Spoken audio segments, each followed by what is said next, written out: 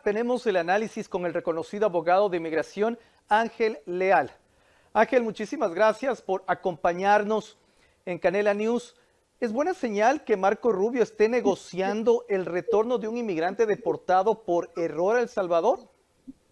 Sí, y sobre todo porque es un reconocimiento de la validez de la orden de la Corte Federal, en este caso es una Corte Federal del Estado de Maryland, donde exige el regreso de Christian, el seudónimo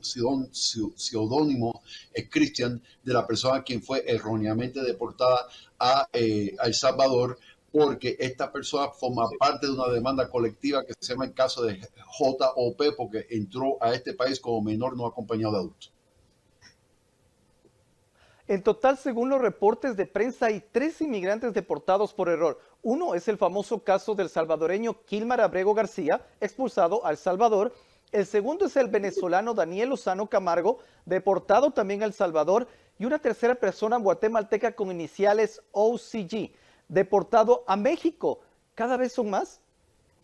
No, son casos aislados por el momento, gracias a Dios, pero sí es preocupante porque tanto en el caso de Kilmar Abrego García como en el caso de OCG, estamos hablando de personas quienes fueron otorgados un recurso inmigratorio que se llama la retención de la remoción, es decir, que pudieron demostrar probabilidades de persecución en el país de origen. En el caso de Kilmar Abrego García, precisamente era El Salvador, del país que él alegó que iba a sufrir persecución en caso de ser devuelto a dicho país. En el caso de OCG es Guatemala, pero como tuvo problemas en México también, el juez en ese caso, el juez de inmigración había determinado de que no podía ser deportado a ningún otro país sin que tuviera una audiencia ulterior para determinar si corriera peligro en un tercer país. El caso es que nada de eso sucedió y estas deportaciones no debían de haber tomado lugar.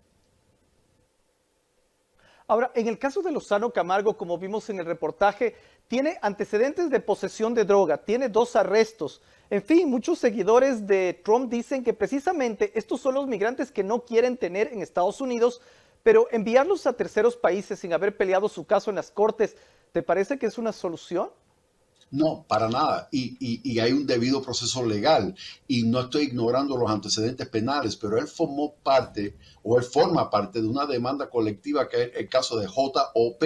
Y es para aquellas personas que entraron como menores de edad, que presentaron sus casos de asilo con el Servicio de Inmigración antes del 24 de febrero de 2025 y que no son deportables hasta que tengan la oportunidad de que ese caso de asilo sea decidido por un oficial de asilo por parte del Servicio de Inmigración. Eso no tomó lugar. En esa entrevista van a tomar en cuenta los antecedentes penales y pudiera ser un factor que se tomara en cuenta para la elegibilidad para asilo, particularmente si fueron convictos de un delito particularmente serio. Pero al final de cuentas, eso era una determinación legal que debía de tomar lugar, que no tomó lugar, y fue una persona que fue precipitadamente deportada indebidamente sin que tuviera esa entrevista de asilo, y por eso el secretario Rubio, y tengo que reconocerlo, está haciendo los esfuerzos para el regreso de este joven, ya que una corte federal lo ha exigido.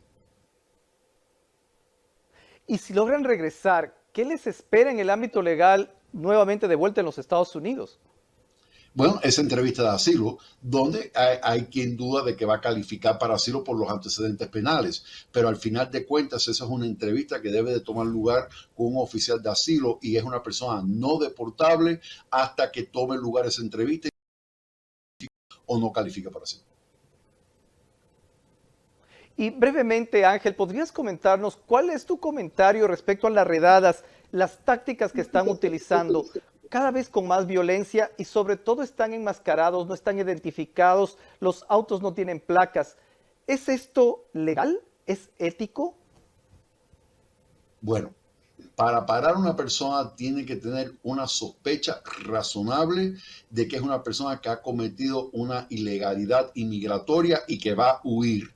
Y el uso de fuerza debe de ser proporcional al riesgo que la persona pueda presentar a los oficiales de inmigración y control de aduanas y al público en general. Generalmente para arrestar a alguien debe de ser porque hay causa probable de que la persona haya cometido un delito y debe de haber una orden de arresto para que la persona sea arrestada. Por eso es importante que el público sepa sus derechos de permanecer en silencio, pedir hablar con su abogado. Los derechos constitucionales aplican tanto a los inmigrantes como a los no inmigrantes. Así que Las tácticas que están usando, no sé, no considero que son ilegales, pero definitivamente es parte de una campaña donde quieren dejar saber al pueblo americano y a la comunidad de inmigrantes que si usted se encuentra en este país sin su documentación en orden, corre peligro de que pueda correr con la misma suerte de estas deportaciones que estamos viendo y con estos métodos de detención de los inmigrantes.